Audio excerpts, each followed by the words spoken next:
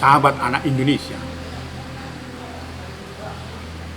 saya ingin menyampaikan situasi anak yang menjadi korban perbudakan seks. Ada banyak ruda paksa yang dialami oleh anak-anak kita,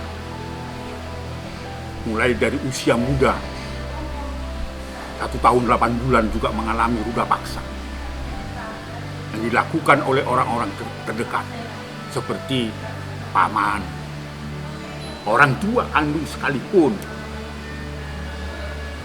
tetangga, bahkan orang-orang yang mengasuh. Ini peristiwa yang di luar akal sehat manusia. Itu ruda paksa yang dilakukan oleh Tuhan. Ada juga dalam bentuk incest, melakukan serangan persetubuhan kepada putri, anak kandungnya sendiri. Bisa 2-3 orang putri kandung sampai hamil dan melahirkan.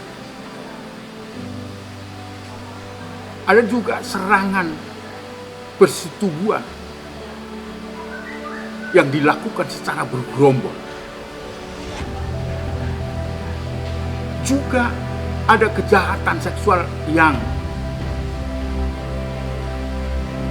diawali dengan komunikasi menggunakan gadget dan internet. Setelah mengalami ruda paksa, dijual kepada orang lain. Bahkan direkam peristiwa kejahatan itu dan di-share kepada masyarakat. Ada banyak juga kasus anak terpaksa tinggal di daerah-daerah prostitusi, di tempat-tempat bordil, di mana anak itu terpaksa melayani kejahatan seksual oleh konsumen-konsumen yang difasilitasi oleh para gerbi. Ada juga peristiwa bagaimana modusnya anak-anak dibujuk rayu oleh para pelaku untuk dipacarin lah, dijanjikan janji-janji untuk mendapatkan sesuatu pekerjaan dan sebagainya. Dan banyak juga tempat-tempat seperti apartemen ya, yang sering kali kita dengar bahwa anak-anak itu disimpan di situ dan konsumen dihadirkan di tempat itu. Apakah ini disebut perbudakan seks atau eksploitasi seksual secara komersial? Kalau saya mengatakan ini perbudakan seks, sedang terjadi dan menakutkan. Lalu apa yang bisa kita lakukan, sahabatku anak Indonesia? Bagaimana kita memutus mata rantai perbudakan seks itu? Tentu perlu ada komitmen. Pertama, penegakan hukum. Bukan saja para pelaku atau konsumen yang dijerat karena dia masuk dalam kategori tindak pidana perbudakan seks yang dilarang oleh hukum internasional, dalam hal ini Konvensi PBB tentang hak anak. Tetapi penyedia tempat, apartemen kah, tempat-tempat bordil kah, yang jelas bagaimana seseorang yang memfasilitasi terjadinya atau tempat disiapkan untuk praktek-praktek perbudakan seks, itu penegakan hukum harus jelas. Saya berharap konsumen, saya berharap juga penyedia tempat seperti yang pernah terjadi kita dengar di daerah Tebet yang disinyalir dikelola oleh salah seorang selebritas terkenal di Indonesia karena adanya masalah COVID-19, hotelnya tidak laku dan kemudian itu difasilitasi oleh pemilik untuk menjadi tempat baik itu transit dari perbudakan seks. Itu terjadi. Oleh sebab itu, karena perbudakan seks adalah merupakan tindak pidana luar biasa yang tentunya saya berharap Itu tidak ada toleransi terhadap itu. Oleh karena itu kita, Komnas Perlindungan Anak, mendukung gerakan penegakan hukum yang dilakukan oleh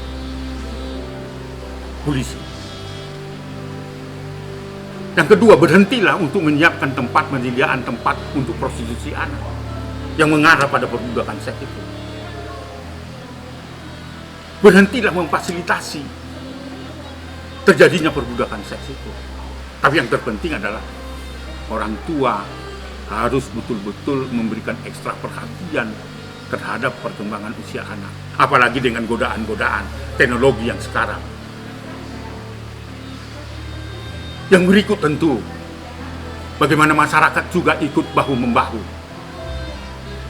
untuk memberikan perhatian terhadap fenomena perbudakan seks itu di sekitar. Laporkan itu kepada lingkungan yang terdekat. Laporkan itu kepada polisi sebagai aparat penegak hukum. Namun, saya juga masih berharap, masih percaya bahwa penegakan hukum akan berjalan. Mulai dari proses pemeriksaan, proses penuntutan, sampai putusan oleh pengadilan. Berikanlah hati, bukalah kuping kita atau telinga kita. Jangan berdiam diri terhadap itu. Penegakan hukum sangat dibutuhkan oleh anak-anak yang berada pada perbudakan seks itu. Pemerintah juga harus hadir di tempat ini. Pemerintah juga harus betul-betul memberikan perhatian ekstra terhadap ini. Rusaknya masa depan anak-anak adalah tanggung jawab kita.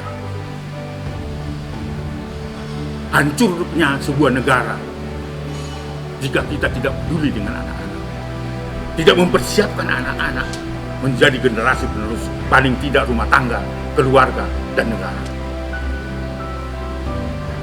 Perbudakan seks nyata ada. Eksploitasi seksual komersial faktanya juga ada di Indonesia. Lalu pertanyaannya, apa yang bisa kita buat untuk memutus mata rantai perbudakan seks itu?